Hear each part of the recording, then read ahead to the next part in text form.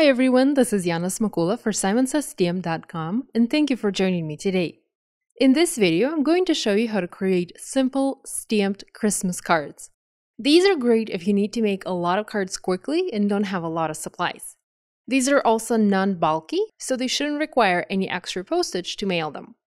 I'm going to be using these two stamp sets today. I have the Poinsettia stamp and the Believe stamp set. And I'll also be using Diagonal Stripes background culling stamp from Simon.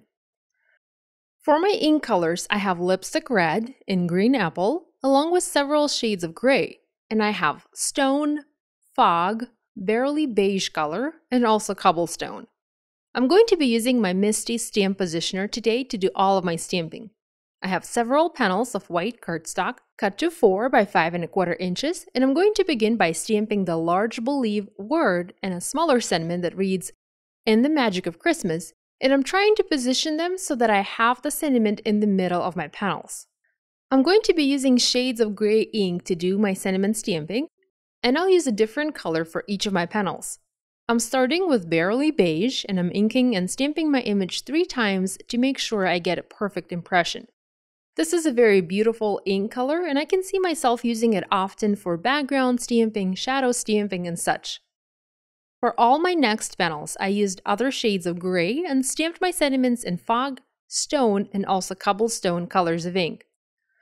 Next, I picked 2 leaves, 2 solid leaves from the Poinsettia stamp set, and I mounted those next to the stamped sentiment. There are solid and outlined leaf images in that stamp set, so you could stamp both of them, say have a black outline and a green solid color for the inside of the leaf. You could also just stamp the outline and color the leaf using whatever coloring medium you like, or do like I'm doing here and stamp just the solid part of the leaf using green ink, and here I'm using Green Apple for these. By using my Mini Misty, I can be sure I'm stamping those in the same spot and I don't have to spend time aligning the images, so that my stamping process goes rather quickly. At this point, my sentiment panels are done and I can set them aside and work on my background panels. I'm going for a traditional Christmas airmail stripe look, so I'm going to use the Diagonal Stripe background culling stamp from Simon, and I'm going to go ahead and stamp it onto 4 1/4 by 5 1/2 inch white cardstock panels. When I filmed this video, I didn't yet have my bigger size Misty stamp positioner, so I stamped those by placing the stamp upside down onto my work surface. I inked it up, I added my white cardstock panel on top, I placed a piece of paper over it, and I pressed down with my fingers to transfer the ink. Using a stamp positioner makes it much easier to stamp a background like this one.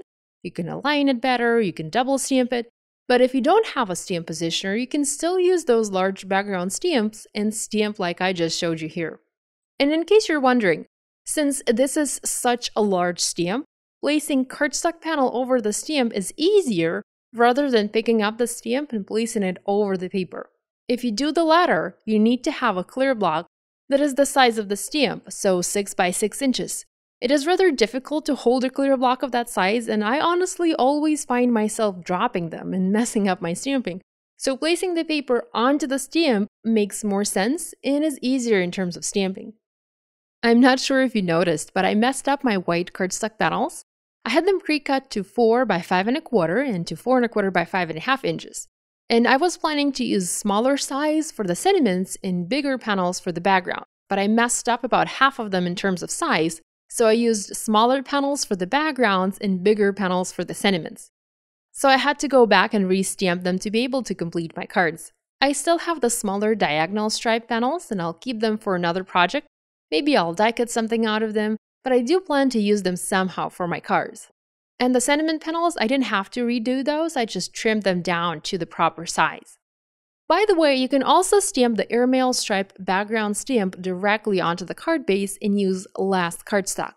But I didn't mind stamping it onto a panel and then adding that panel onto a card base. And if you go with this method, you can have a colored card base, so maybe a bright red or a nice holiday green color. I foam mounted all of my sentiment panels onto my red diagonal backgrounds and I adhered them onto A2 top-holding landscape cards. To somehow embellish these, I used enamel dots and sequins in red, and I adhered them in groups of 3 to look like berries on my cards. I also added a small bow to each of my cards. The bows were made out of natural twine, and I adhered them down using Glossy Accents glue.